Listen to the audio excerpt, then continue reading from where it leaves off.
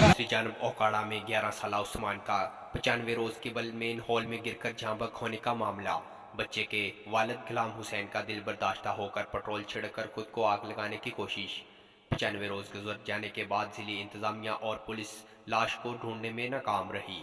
Police کی جانب سے واقعے کا مقدمہ درج کر لیا گیا، تاحال لاش نہیں ڈھونڈی جا سکی۔ SHO کی جانب سے باپ کو پکڑ کر سرے بازار زبردستی ملزم کی طرح گرفتار کر کے لے گئے۔ باپ کی جانب سے بیٹے کی لاش نہ ملنے پر خودکشی کو ترجیح دینا پسند کیا گیا۔ ہر لمحہ ہر خبر شان سے